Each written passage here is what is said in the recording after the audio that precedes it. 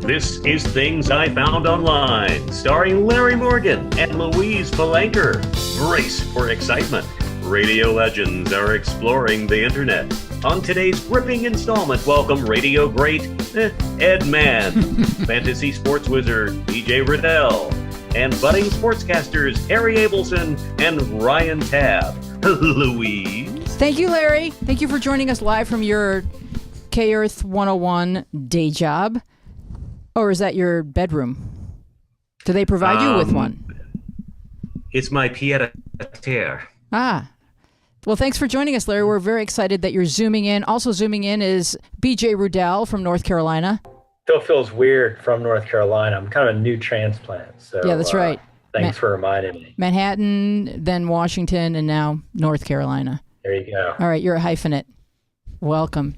So BJ's our fantasy sports expert, and with us we have budding sportscasters Ryan Tabb and Harry Abelson. Ryan, you're studying sportscasting at Syracuse University? Yeah, exactly. I'm studying broadcast journalism, and I am looking to be on air after I graduate. And Harry, you studied at Cal State Northridge, yeah. Yes. Broadcast journalism as well. Excellent. Well, you've come to the right place because we have a lot to learn. And we're not interested in paying for college. So thanks for joining us. And Ed Mann, of course, from Hello. radio. Yes. Yes. So Ed, you and I were young children growing up together at KIIS-FM. Yeah. Do you have any, what's your fondest memory of being abused by Rick Dees? I don't think that's possible. He was just... You can't have a favorite. No, he was, first of all, he's this tall, so it was really hard to be intimidated by, that. But, the guy would run around, hey, everybody, how you doing? Intimidation just never even came to my mind, which probably bothered him. Rick was a big fan of yours. Please. Yeah. Because one day I was in the break room where all of the headshots hung, right. And he pretty much hated everyone. He was going around hating everyone, and then he got to you, and he said, I like that guy. Oh, wasn't that nice? Yeah. He used to call me on Saturday morning because I would be on a Saturday morning, and he'd call only with golf course. Hey, man, you sounded great. You ought to be on more often. I'm like, well, make that happen. You're the morning man. So that didn't happen. Well, we grew up, and then we formed Premiere Radio Networks. Yeah. And we adopted young Larry. We did. And raised him as our own. Mm-hmm. And Larry, what are your fondest memories of Ed Mann when we were all kind of running around together growing up in radio? Being really mad that I was taking some of the shifts away when I got hired there. But I think we got to a point where we actually really enjoyed seeing each other. We would do the longest, most self-indulgent crossovers from shift to shift every time. Yeah, for those that don't know what that is, that's when one jock leaves, the other one starts. It's like when Rachel Maddow ends and Lawrence O'Donnell start. They sit and chat. And Larry and I, while we got along, which was wild, we were becoming very good friends. After a little bit of a rocky start, maybe we became really good friends. But we just couldn't stop into this endless loop about God knows what. Like 3-minute bits. It's like a 3-minute bit on a music station, which you're not supposed to do. People are calling out, Playboy George. Right, exactly. So I went on after Larry, and the phone rings, and it's, the boss, Jerry D. And he said, that was just about the worst radio I've ever heard. I was like, well, sorry. It'll never happen again. Wow. And it never did. It just hits you right in the heart. It hits you right in the heart. It was hard. It's like, getting yelled at. It was hard. So we're here to talk fantasy sports But first. we had fun. Of course we had fun. Yes. And we did play the hot hits. Am I allowed to say hot hits on this podcast without... Well, Mike Joseph just died, so that's all right. All right. So we played the hot hits. Yeah, I think you're good. Yeah, this is a guy that claimed that he owned the phrase hot hits, and he would sue any radio station that said hot hits. Right. As if they weren't two words that existed in the English language that people could say. Piping hot hits. Exactly. So fantasy sports. So BJ, what room are you sitting in? I'm here. Yeah, you're coming in. What room am I sitting in? I'm sitting in a room, and we're on a family vacation. It looks like a Davenport. I'm in. It's supposed to look rustic. It does. It's got some. It does. You've got that paneling. It's all happening. We brought our own paneling from home. Oh, nice. It looks a little rustic. Yeah, set deck. So how did you get into fantasy sports? Well, I was always interested in winning, but I wasn't very good at it. And so when I have an older brother and, just regular sports competition, stuff like that, I was not one of the first ones picked. And I discovered that actually predicting what players would do statistically in games was something I could do better than average. And so I decided I would just kind of explore that on and off, starting in the late 80s and then on into the year 2000s, and then discovered I could actually really do well with it, and actually had some strategies that if you do them over and over again, you can start to see very good results. So it's one of those things, like a lot of people, you do something that you enjoy and you do something that you're good at, and if the two mix, that's a great thing. Yeah, so instead of picking up the ball and running with it, you just figure out which guy is best at picking up the ball and running with it. Put all your money on him. Exactly right. That's exactly right. Oh, and the beauty of it is trying to figure out who everyone else thinks is going to pick up the ball and run with it, and going with somebody else that nobody thinks is going to pick up the ball and running with it. And that's the competitive edge, and that's kind of the joy of doing fantasy sports, is kind of picking the outlier and getting that one right. Interesting. So we have two budding sportscasters here. We have Ryan and Harry. Do you guys have any questions for BJ? Yeah, right off the bat, I'm curious how fantasy sports have evolved since you started playing. Because for me, I was never playing them until the late 2010s, and so it's just a very different time, I assume, compared to the 80s. Yeah. When I started, 1989 was the first time I ever did it. And that was about 9 years after rotisserie sports was invented by some folks in New York City, right down the street where I grew up. So the whole idea of fantasy sports, rotisserie sports, picking players, it had started in the 50s, 60s, but in football, but it hadn't really picked up. In the 80s is when it really started to pick up. And when I did it with friends in school, we would draft baseball players in late March, and then everyone would break for the summer in June. And since there was no internet, all trading and all pickups and drops ended in the summer. So we'd all get back to school in September. We'd have no idea how our players were doing, because there was no way to look at statistically on a regular basis how players were doing, unless you were scanning the box scores and keeping track of season-long statistics. So to go from that to the early 2000s, when you started to see live fantasy updates, of everyone's statistics in real time, and exactly how you're doing compared to other people, it really changes how we do sports, and kind of the impatience that people feel these days about they need to win now. Their players need to do well now, instead of just sitting back for a month and watching your players go. Wow. So I really did not know a lot about fantasy sports other than the words fantasy and sports are in the title. So I had a broad concept that it wasn't actual sports. It was someone's fantasy of like fielding a team. So I found I typed the words fantasy sports into the YouTube. I found a really good tutorial by Matt Johnston. Basically, Did you get so it? If you're watching that email in your inbox, you've been invited to join a fantasy football league. Have you answered it yet? No. Oh, you don't know how to play, do you? No. All right, let's start at the I don't. beginning. Why are you calling me Bill? The basics. A fantasy football league. Usually there's about 10 or 12 teams. Each of them has an owner, like you. A standard team starting lineup is usually made up of one quarterback, 2 running backs, 3 wide receivers, 1 tight end, It's a nice lineup. 1 team defense, a flex position, which can usually be a running back, wide receiver, or a tight end, and a kicker. It's easy. They do well in real life. They kick butt for you. Well, I mean, it's just for those guys. That doesn't happen. Doesn't happen. Now, the draft. The way you decide who's going to be on your team. In a draft, everyone in your league gets on their computers, clicks onto the draft, and takes turns picking players for their teams. Usually you're put in random order, and when it's your turn to pick, you have a certain amount of time to choose your next player. See? I just drafted Jamal Charles. Nice. He's good. He's good right here. He probably got injured. Usually the draft is in what we call a snake format. That means everyone is given a random order for the first round, 1 to 10, or however many teams there are. Then, in the second round, the last place team goes first. So it's snakes. Gross. Get it? And you just keep taking turns over and over, picking players until you've filled up all your positions with the best football players you can get. And let's say maybe you don't feel like you know a lot of these players. Who am I going to draft, you say? Usually a lot of these sites have you covered.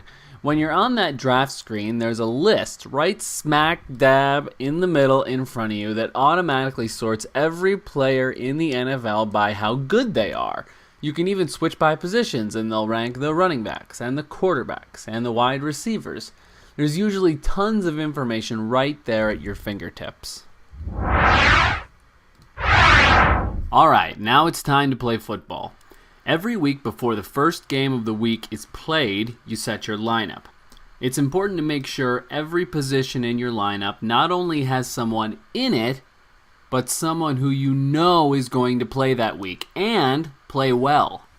If your normal starter isn't going to play, you can either switch them out with someone from your bench or go pick up a free agent. Which brings us to our next topic.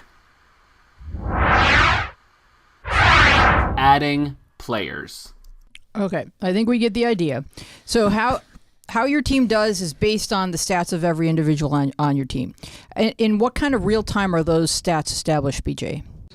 As soon as the play is happening. I've often thought it would be very cool, by the way, and I think fantasy football will go in this direction, where people will be able to start with any players they want in a given time period, and then from play to play, basically swap players in and out. Really? Because we're getting to that point where someone's going to have 10 screens up if there's 10 games going on at one time, because there's going to be a market for that. Mm-hmm. And it's kind of sad and interesting.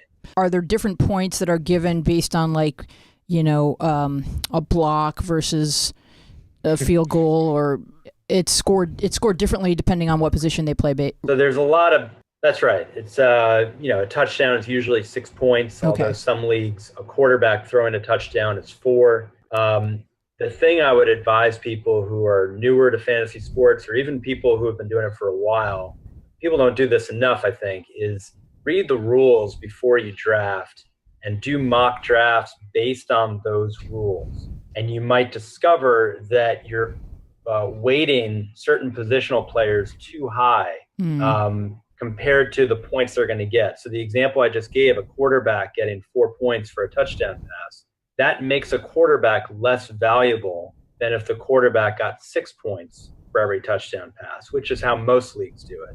So if you're in a league where it's only 4 points, you're essentially saying that quarterback's going to get about 40 to 60, to 80 fewer points than they would have otherwise. And that means that you might not draft them until later in the draft. And we see a lot of mistakes over and over again of people overdrafting certain positions because they're not looking at the rules. Or any points subtracted for face masking someone, or no? Penalties don't really enter in. There's any kind of point scoring based on any kind of league. But when you talk about standard, how most leagues operate, the only negative points you're going to see are fumbles and interceptions, missed fumbles goals. lost, basically any Missed kind of field goal. turnover that you're giving up. And when you come to defensive points, everyone usually picks a defense/special teams because keep it interesting.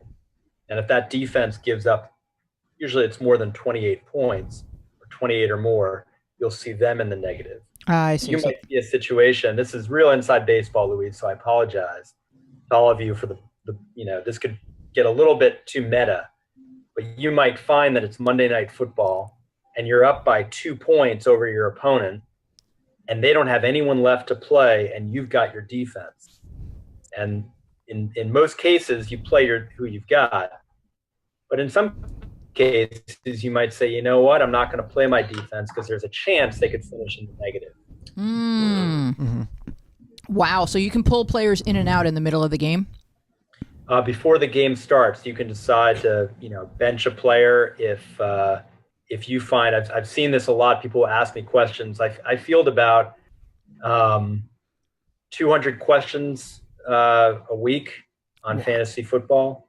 It used to be more, but I brought in some guys to help answer questions because it started to get overwhelming. And a common question I get is, do I bench this guy because I don't need him to win? Okay, so that's your Facebook page. Any questions, Harry? No, but I'd just like to add that, all these leagues are going to have a commissioner who's basically the person that set up this league. And the commissioner has a lot of ability, regardless of what site you're using, to customize how many points they want each stat to be worth and how they want the rosters to be locked. So they can decide to have the rosters locked before a game, like BJ said, or they can also decide, that they want the roster locked weekly. So once the games start for the week, they're locked until the week is over. Okay. So there's a lot of customizing that the head person in your league can decide on. Mm-hmm. And so as BJ said, when you join a league, it's definitely good to look over the settings and make sure you're knowledgeable about how the league is going to work. Right, so that you can apply the appropriate strategy. Right. When does the week begin and when does the week end? Because it feels like they're playing football, based on when I'm looking for The Bachelorette, it feels like they're playing football every night. Yeah, so for football, I believe they open on Tuesdays. They open on Tuesdays? Yeah, because there's Monday Night Football, and that's kind of the end of the end of the week. The end of the week, okay, got it. And then, the first game of the week is usually Thursday night. And so Tuesday and Wednesday are like your off days before the week starts to really figure everything out. Okay. For football. Cool. Ryan, what do you like to use? Is there like a specific site that you like to go to play, or do you wait till you'll get that invitation from a friend to join this league? Well, a lot of people are in many leagues, and they might use a bunch of different sites. For me personally, I find it best to stay within one or two leagues because I tend to pay really close attention to my teams in those leagues, and I tend to them really often. So for me, I'm in the same leagues I've been in for a few years, so I don't really get the invites anymore because I've told people who have invited me, like, hey, I'm not joining any more leagues. I used to prefer NFL.com only because their mobile app was superior to ESPN's because they gave you live video highlights because they have the rights to all the footage from the games. And if ESPN's not covering a game, they won't give you a live highlight, whereas NFL Network has the rights. Cool. Okay. That being said, their interface as a whole is significantly worse, and ESPN is the place to be. So that's what my friends and I do now. Mm-hmm. Those two. Yeah. What about you, Harry? With football, I've usually done ESPN. Honestly, my favorite is fantasy baseball. So for fantasy baseball, I'm the commissioner, and I've had the same league for like 8 years now. You're a commissioner? I'm a commissioner, and it's with a bunch of my friends, and we actually have a Facebook group page where every week I like to post projected standings of all the teams, and I put little polls of who is your player of the week. And we just keep in touch through there. If we want to talk about trades, we'll reach out to each other on the page.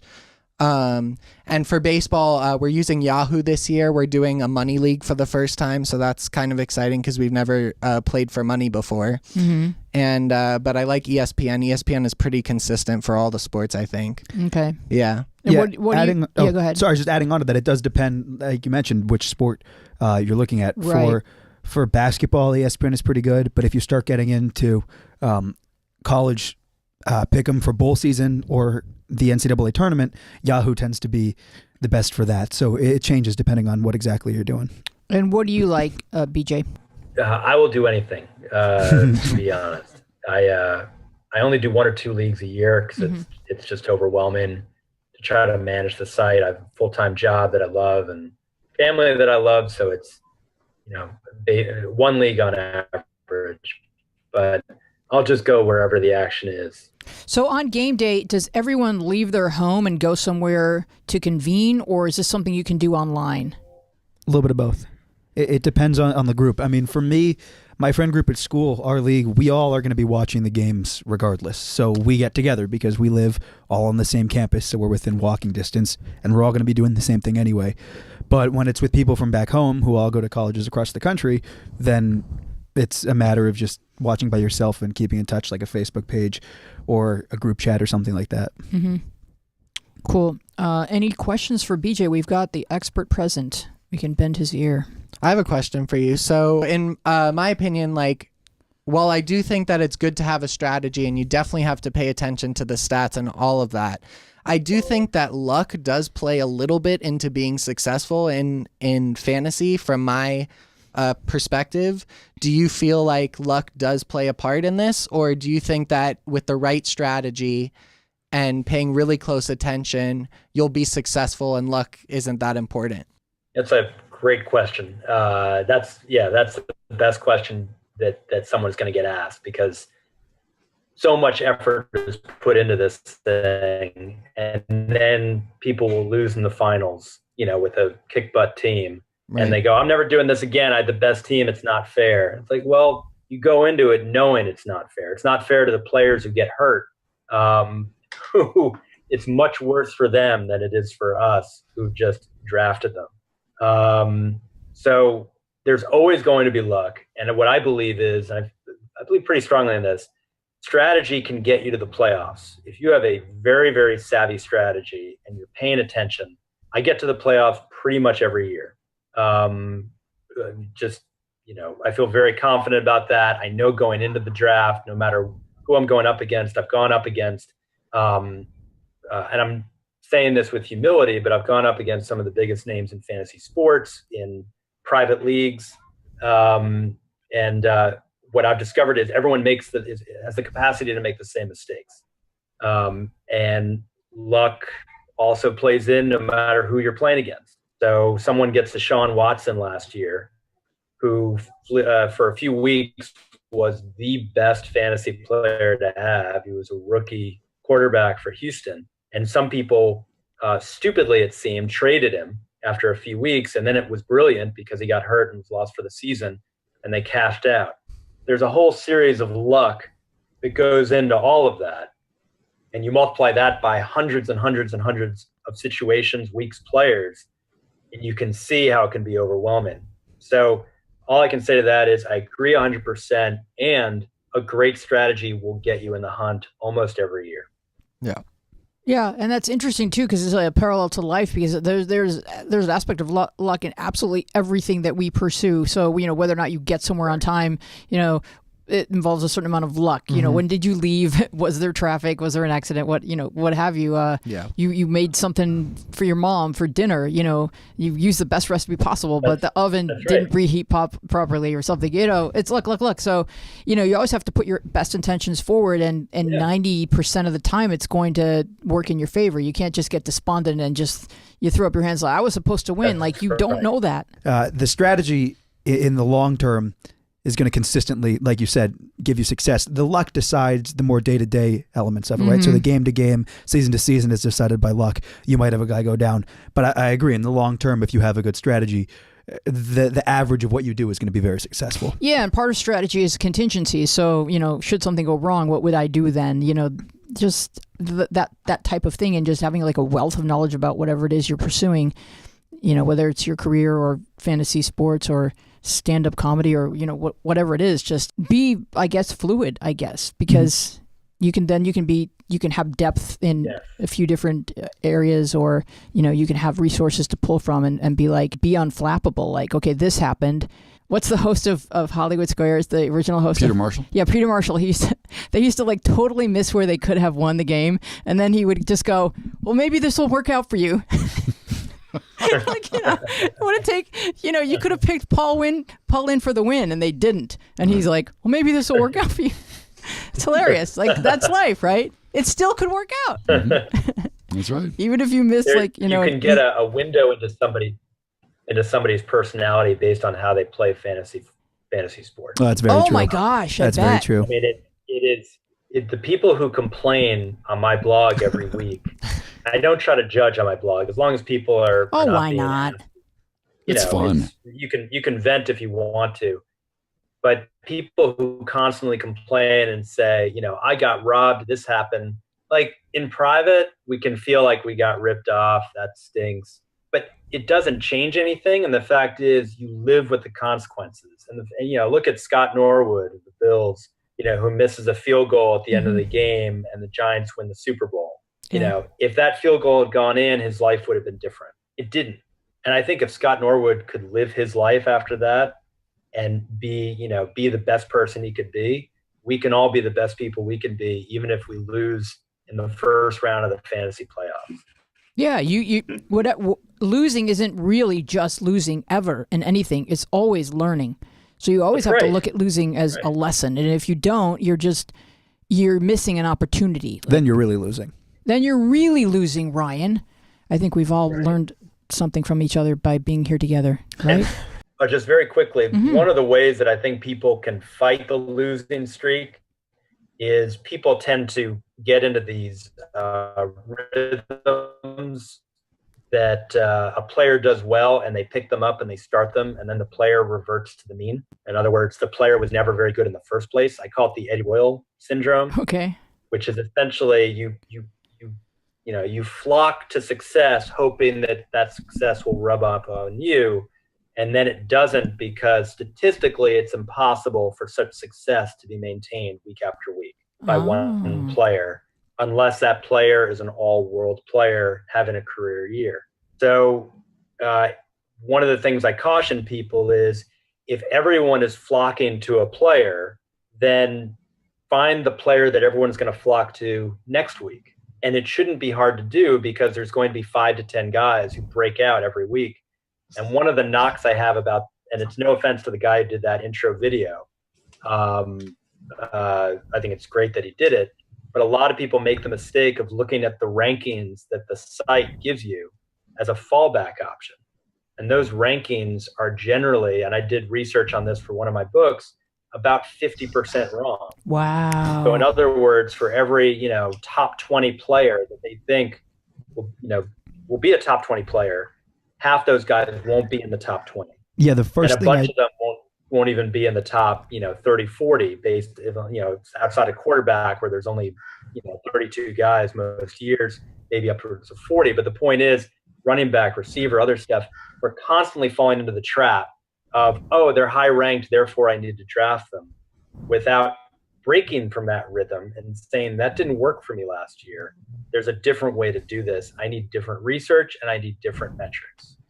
Mm-hmm. Yeah, the first thing I noticed, and it's exactly what you just mentioned, when they were scrolling through the rankings, that was obviously a long time ago when that one was made, but they had Trent Richardson ranked above Calvin Johnson. So that's a guy, I mean, they're both out of the league now because Calvin Johnson retired, but he's an all-time receiver, and Trent Richardson's career was a flop. So I think that kind of tells you that nobody can predict the future, especially people who try and make YouTube videos. Yeah. BJ. Sure. So you were saying that you can really analyze a guy's personality based on how he behaves in a fantasy football league. How much personality analysis do you do in terms of choosing players? Because the players themselves are human beings, and so how they react to crisis or how they overcome adversity is like maybe a good indicator that no one else is looking at in terms of how they're gonna do across the season. Do you look at those types of characteristics? Absolutely. I'll answer that two ways if I can, without hogging too much time. One is absolutely. You will get situations where players are a little bit of have a head case, but they have great years in spite of it. So it's not necessarily an indicator of what will happen. It also depends on what their system is, whether the offense flows through them or to what extent it flows through them. But you can tell a lot of times, I think, with a quarterback. I think quarterbacks have, in my view, the ones who are not at the top of their game, even those who are close to the top of the game, they will struggle. And when they struggle, sometimes that struggle feeds on itself. Eli Manning is a good example of someone who, when he's bad, he's pretty bad. Mm-hmm. And you get the sense that he doesn't have the emotional strength of his older brother, for example, to dig deep and rebound. And you see that in the number of interceptions that he's thrown over his career and multiple interception games that he's had. Yeah. So when a guy like Eli Manning is overrated, which he was, I think 2 years ago, he was way overdrafted because he had a strong finish to the previous year. Mm-hmm. It was an obvious, this will never happen call, because he didn't have, in my opinion, the mental toughness to be a consistent top 8 quarterback throughout the season. Right. And I'll flip it around a little bit really quickly and say, I also do that analysis on my league opponents. So, if you're in a league for a long time, then you get to know your opponents really well, and who's the homer, who basically overdrafts guys, on teams that they love, their favorite team. Or look at a guy who won it last year. who got them the win? Like, who basically got them the title? Was it one or two guys who stepped up big time? You know, was it LaShawn McCoy? You know, was it Aaron Rodgers? Basically, you look at, are they going to overdraft those guys heading into this year? Can you take advantage of that? So knowing who your opponents are and where their weak points are, because every one of us has a weak point when it comes to competition. We all reach. We all get a little desperate. We start 1-3, 1 win, 3 losses to start the season, and we realize we got to shake things up. Right. You'll see me a lot when I send emails out. I will email people and say, I'll be 3-1. Let's say I'll email guys 1-3, and I'll say, you know what? I'm not happy with my team. I want to shake things up a bit. What do you think? And just talk with these people and keep the engagement going. And you'll find that out of desperation comes advantages. Ah, interesting. I'll It's always stop it there. reading human nature. Larry. Yeah.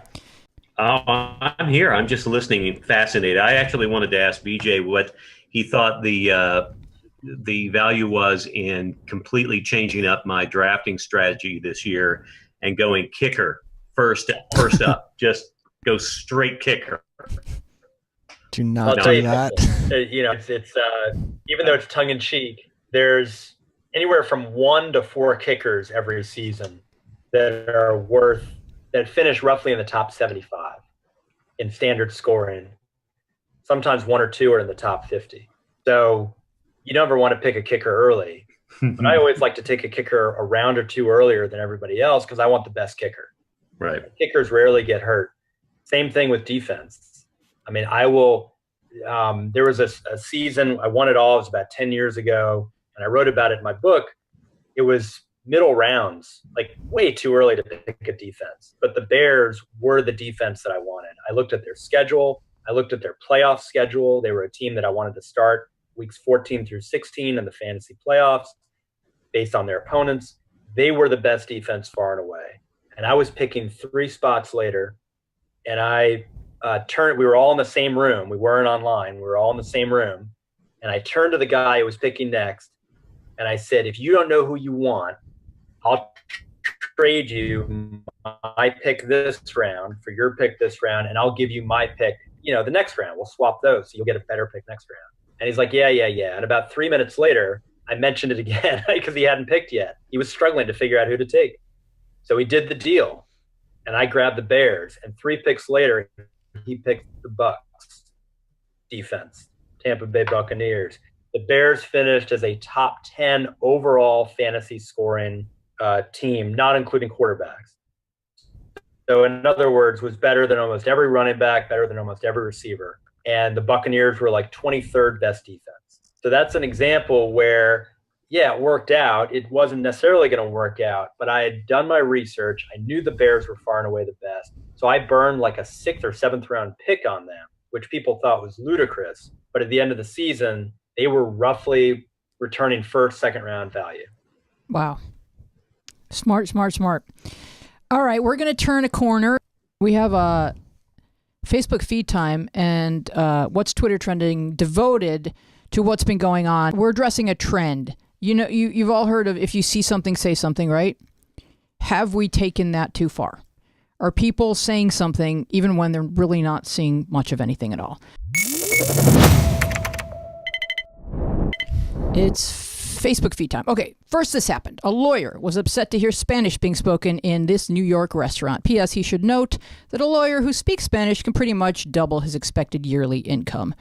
So, do you want to roll a play on this dude? Oh, this guy. Yeah, this guy. I saw his Schlossberg. apology, but I didn't know what he did. Yeah, There's some irony here, too. Yeah, okay, got it.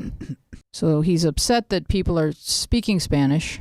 Every person I have is speaking Spanish to customers when they should be speaking very violent. I mean, sometimes they do. Every person I listen to, he's spoken, she's speaking it, is America.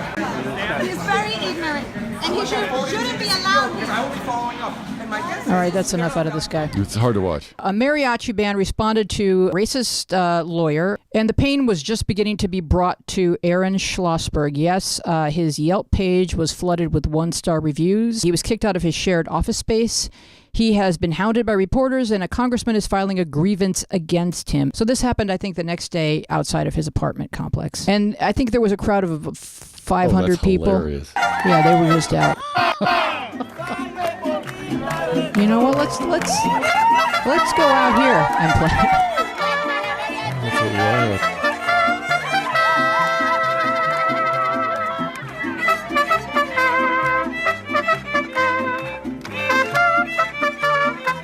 So that's pretty awesome, the universal language of music.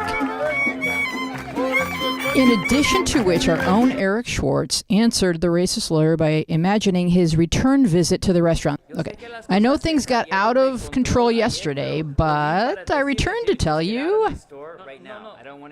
No. The reason is my parents over there, all my life, they told me that I was a piece of shit. And so to impress them, I became a lawyer. A lawyer, do you understand me? A lawyer. Now, I'm still a piece of shit, yeah, but with a degree. But I'm not going to be a lawyer much longer.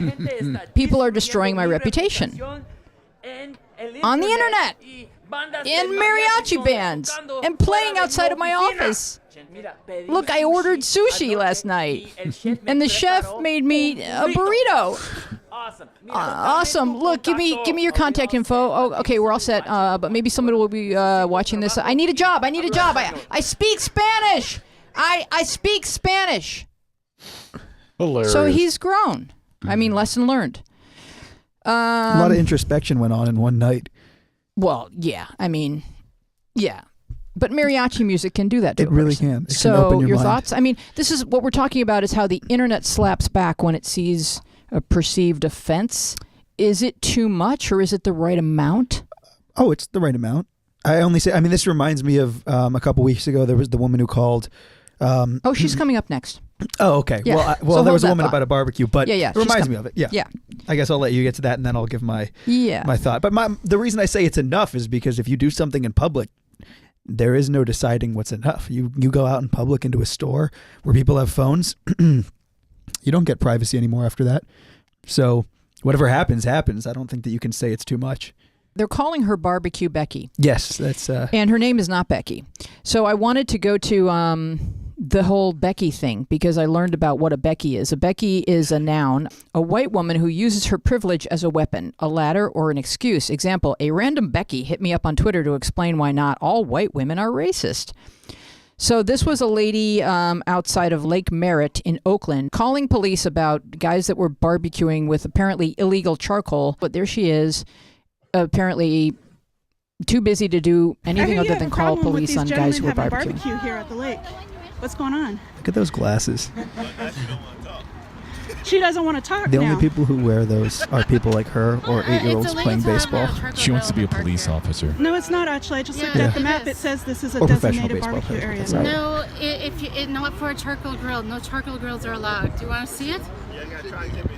You must not have looked up. What kind of correctly. grill are you not allowed, and why are you so bent out of shape over them being Because here? it causes extra money from our city to do things when children get injured because of improperly. What? disposed. That So sounds are like you saying Trump. that they're going to hurt The money children in the out here? cities The are the beginning of the kids. sentence didn't match what the is end of the what's sentence. this? There's laws about this park, and I they know the should be laws following about them. this park.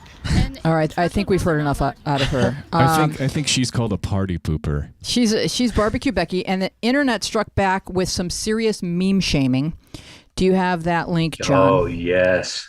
It was kind of beautiful. She's reporting a black man in a tan suit in front of Obama. She's calling it in. And then there's these guys are kneeling. So she's calling that in. She's got to call it in. Hello, I'd like to report black people minding their own business. Here's one that really needs to be called in. You got to put a stop to the Soul Train. There's a Soul Train. And then I guess there was a black woman running off with our ginger prince. So you need to put a stop to that. And then there's these women are chasing waterfalls. I don't know. That's slang for something. I think it's just because don't go chasing like waterfalls. people chasing waterfalls. Yeah, white TLC, people. Yeah. Jeez, this is the one. Can you read that one, John? This one's pretty great. Hello, Oakland police. This is Barbecue Becky. There's a black man with 10 knives in his hands looking at me, and I fear for me live. I guess they assume that she doesn't spell check. He has a game with him, too. Bring back up. Hashtag Black Twitter. Hashtag Black Lives Matter. All right, so meme shaming, is that appropriate, Eddie? Yeah. Like this gentleman said. You're out in public, and that's what you get, babe. You know, this is what happens. And in the case of Aaron Schlossberg, he actually ran into some other guy whom he mistook for a foreigner, which he wasn't, and started shaming him on the street in front of all of Fifth Avenue. So the guy went out, made his own little meme on it, and did an entire retort. And there's no reason why that shouldn't have happened. And it should happen over and over again. And a guy like that sure deserves it. This is better than Neighborhood Watch. This is Internet Watch. Oh, yeah. Watch. So we're fans. There was a couple nights ago during the Cavs game, there's a guy sitting front row wearing a Make America Great Again hat. And LeBron, they were winning enough that LeBron could goof around a little bit. So he went over to him. And I don't know if he took off his wristband or his headband or something. And he made eye contact with the guy, and the guy put out his hands like he was going to toss it to him, and he threw it right over his head. And then the next game, the guy showed up in a different hat, and there was like a follow-up meme, which was like, maybe LeBron won't recognize me this time. And it was just like, dude, like if you're going to go sit next to a bunch of people and you know their political views and you know the NBA happens to be a very liberal league and you're going to wear something like that that's inflammatory, you know, don't be surprised when players throw things past you because they don't want you to get it, and the internet roasts you for it. That's what you get. We're literally at a time now in 2018 where if you make a face, just a facial expression that is not normal, it will turn into a meme and it will go viral. So at this point, like if you say something, if you do something funny, like you have to just expect the backlash because it's there and it's not going to stop and it's just going to grow. So at this point, whatever you put out there, like you have to see it coming because it's coming. Are there points where it goes too far and really someone was just doing something embarrassing and didn't really deserve to go viral? Yeah, if you're not like doing like in this case, this is punishment, right, for people being bad humans. But if you're walking around and something embarrassing happens, then yeah, you're making fun of someone, and there's a little bit of humor in it, but it definitely gets to a point where it's going to hurt someone. And there's been plenty of Reddit AMAs that's Ask Me Anything with people who have been memes, and they talk about, it gets kind of tough sometimes if it wasn't something that they particularly deserved, like these people we were just looking at. So this kind of thing usually blows over at some point. Are these two people's lives forever ruined? That's a good point. I think Schlossberg's done. You know, I don't know where he can work again. And the irony is that his office, I guess on his website, it says Habla Español. So I don't know where he's going with this guy. This guy's going nowhere. Clearly he does it. He just doesn't like to do it. Yeah, he doesn't want to do it. He doesn't like to see it, but they do. So what's at the core of somebody that would exhibit that kind of behavior, or that feels like it's his right to threaten ICE or to demand that people speak English in America? Well, it comes from the top. I think we have a commander-in-chief who basically sort of says, in a way, yeah, this is okay. It's okay to act this way. But just because he's saying it doesn't mean you would want to share those views. It's just kind of ridiculous. He shared them from day one, June 15th, I think. But what's at the core? Is that fear-based? Are you fearful of outsiders taking over our country and teaching our children other languages? Yeah. Yeah. I've always wondered. I mean, I don't know the answer to that, but I've always wondered what kind of emotional drive it takes to wind yourself up in somebody else's business. Quite frankly, that's regardless of what it is. Just people are speaking a language, even if you were justified in not liking it. Well, they don't think it's someone else's business. They think it's their business. I guess. So I guess that's what it is. Then. Yeah, it becomes their business, so they make it everyone else's business. I would get concerned if everyone were speaking Russian. But aside from that, I can't picture myself saying anything. Well, I'd be confused. I would wonder why just all of a sudden everyone in the country besides me was speaking Russian. I'd be happy if Yiddish was becoming a little more popular. I could get behind that. It's not going to happen. Larry, are you there? I am here. Yeah. I just I'm stuck on the idea that anybody making some sort of weird facial expression could potentially become a meme, and because I am an attention whore, I'm going to give anyone on the internet right now watching this an opportunity. So go ahead and get a screenshot of this. Anybody out there on the internet? Here we go. That's going to make an excellent meme. You know who else bugs his eyes out like that randomly is Giuliani. Right. Oh yeah. Totally random. Yeah. Like, and they're not apropos of any point he's making. No, Gloria Allred. It's like a tick. Yeah, it just throws it out there. Has anyone here ever witnessed anything that you were tempted to film or that you did film thinking, if I post this out, it will shame this behavior? I saw a street fight once. I recorded that, but that was it. Like, that was the craziest thing I've ever seen in my life. And was that, it girls? Because those go viral. No, it was some homeless men. Oh, no, not as cool. There was, just yesterday, there was a lady who bumped into, it was I think the Ralph's gas station on Topanga and Ventura Boulevard. For those of you not in Los Angeles, that's the West Valley. And it's, she pulled in, it's a tight space. She bops this other woman's front fender. I mean, not hard, but enough that it startled the other woman. The woman who hit it started laughing. Just started laughing at the woman because the woman looked shocked. So I thought she thought that was funny and started laughing at the girl she just hit. Then I looked over and the woman who perpetrated the crime looked at me and said, "What's your problem?" It's nothing. I'm out of here. Wow. We're about to have an incident. I'm gone. She was looking for a fight. But again, there's public behavior, and that's rife for shaming. I would have loved to have taped that. It was a riot. Yeah, we should really just have. We should all just have dashboard cams, right? Well, they made a movie out of Russian dashboard cams, and it's not even a coherent story. It's just like 2 hours of footage. And when I was in high school, and I would not be paying attention in class, I'd go on my laptop and I'd watch Russian dashboard cams because they have such an issue over there of people accusing people of crimes or intentionally throwing themselves onto people's cars and then suing, that everyone has dash cams, and the funniest stuff happens on there because people act badly in public and everyone's recording it in Russia. There you go. So it's like a real live video game where you're just like, yeah, it really is. Bodies are bouncing off of windshields. Like, oh, this is awesome. People will like wait for you to stop at a stop sign and then they'll jump on the hood of your car and like flail around. Like, that's so people have dash cams because their justice system is different. So if you get accused of doing that, you could be responsible for whatever you didn't do. Yeah, they also have like those giant public prison cells to shame you. I kind of like that.